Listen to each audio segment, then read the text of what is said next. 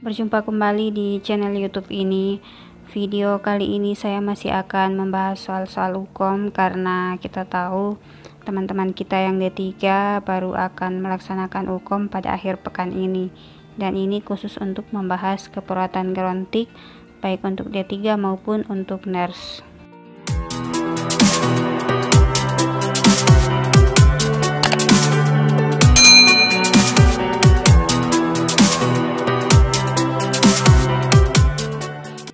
Soal yang pertama, seorang lansia perempuan berusia 66 tahun diantar oleh anaknya ke pelayanan kesehatan untuk mendapatkan booster.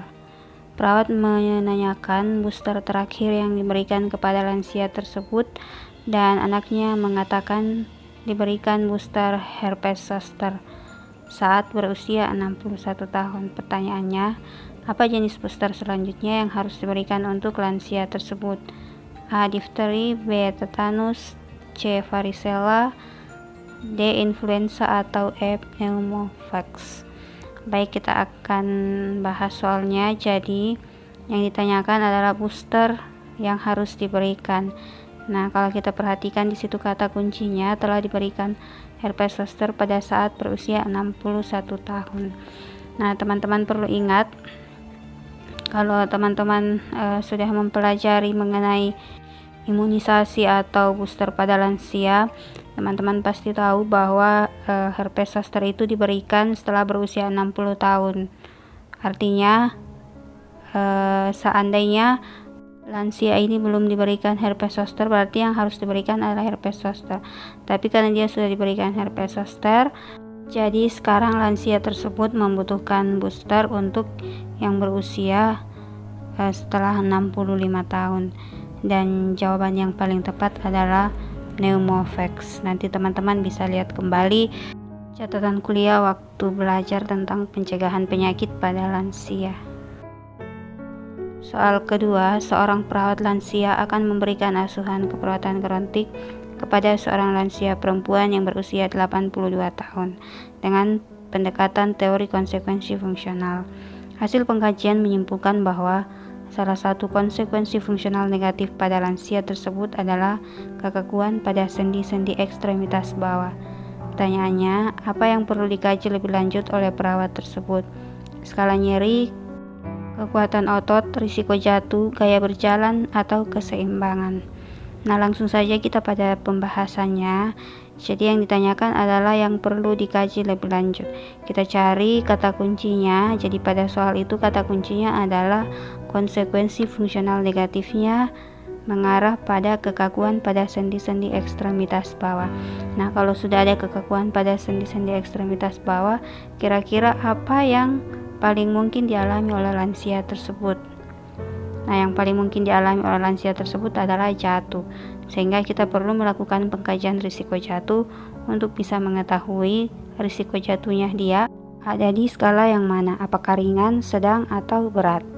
Jadi yang perlu dikaji lebih lanjut adalah risiko jatuh. Selanjutnya, seorang perawat melakukan pengkajian pada lansia perempuan yang berusia 87 tahun di sebuah PSTW. Lansia tersebut menderita demensia. Perawat mulai mengkaji lansia tersebut, namun beberapa kali kata-kata yang diucapkan oleh lansia tersebut tidak berhubungan satu sama lain. Pertanyaannya, apa tindakan perawat yang paling tepat pada kasus di atas? Mengakhiri pengkajian, mengulang pertanyaan, membantu menemukan kata-kata yang sesuai, menyampaikan bahwa kata-katanya tidak sesuai, dan yang terakhir mengulang proses pengkajian dari awal. Baik, kita langsung pada pembahasan. Kata kuncinya adalah lansia tersebut beberapa kali kata-katanya tidak berhubungan satu sama lain. Nah, kalau teman-teman ingat di pelajaran tentang teknik komunikasi dengan lansia yang mengalami demensia, di situ jelas bahwa salah satu yang harus kita lakukan ketika lansia mengalami kekurangan suplai kata-kata dan akhirnya bicaranya tidak berhubungan satu sama lain adalah dengan membantu menemukan kata-kata yang sesuai. Caranya adalah dengan mengucapkan kembali kalimat lansia yang sudah diucapkan sebelumnya namun hanya yang benar, sehingga lansia tersebut bisa menyambung apa yang kita ucapkan sebelumnya. Jadi jawaban yang paling tepat adalah membantu menemukan kata-kata yang sesuai. Soal berikutnya, seorang lansia di PSTW mengatakan sulit BAB sejak 2 hari yang lalu. Lansia tersebut tampak meringis saat hendak berdiri atau hendak duduk. Ia mengatakan ada luka pada anusnya dan terasa nyeri dengan skala 5. Pertanyaannya, apa diagnosa keperawatan yang tepat pada kasus di atas? Konstipasi, risiko konstipasi, nyeri akut, hambatan mobilitas fisik, atau gangguan rasa nyaman. Baik, kita perhatikan kata kuncinya adalah sulit BAB 2 hari yang lalu, kemudian meringis saat berdiri atau saat duduk karena ada luka pada anus sehingga menyebabkan nyeri skala 5. Nah, untuk konstipasi sendiri ini tidak memenuhi kriteria karena BAB-nya baru 2 hari yang lalu. Begitu pula dengan risiko konstipasi karena datanya hanya satu, yaitu sulit BAB sejak 2 hari yang lalu. Dan di sini yang paling banyak dibahas adalah nyeri pada anusnya, yaitu saat hendak berdiri dan saat hendak duduk, kemudian skalanya 5. Sehingga jawaban yang paling tepat adalah nyeri akut.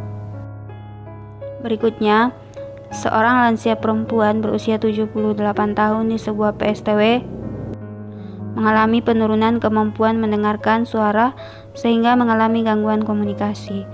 Lansia tidak dapat diajak berkomunikasi dan cenderung menyendiri. Saat perawat melakukan pengkajian, ditemukan faktor risiko berupa paparan kebisingan yang dialami lansia sejak kecil karena rumahnya berada di samping rel kereta api. Pertanyaannya, apa intervensi keperawatan yang tepat untuk kasus di atas? Membersihkan serumen di telinga, berbicara dengan suara tinggi, berbicara berulang-ulang, mengurangi kebisingan, atau teknik komunikasi yang tepat. Baik, kita coba bahas. Jadi di sini masalahnya adalah mengalami penurunan pendengaran dan faktor risikonya adalah kebisingan dari kecil. Nah, kalau kita perhatikan optionnya, yang pertama adalah membersihkan serumen di telinga. Di soal tidak ada membahas tentang serumen. Kemudian berbicara dengan suara tinggi, ini juga tidak pas ya, karena berbicara dengan suara tinggi itu kasar, kemudian sulit juga didengarkan oleh lansia. Kemudian berbicara berulang-ulang, berbicara ulang-ulang tanpa teknik yang baik pun tidak ada gunanya. Kemudian mengurangi kebisingan. Nah, kebisingannya ini adalah waktu masih kecil. Jadi jawaban yang paling tepat adalah teknik komunikasi yang tepat. Jika teman-teman sudah lupa mengenai teknik komunikasi pada lansia, teman-teman dapat melihat di video yang sudah saya upload beberapa waktu yang lalu. Nanti linknya saya akan taruh di description box.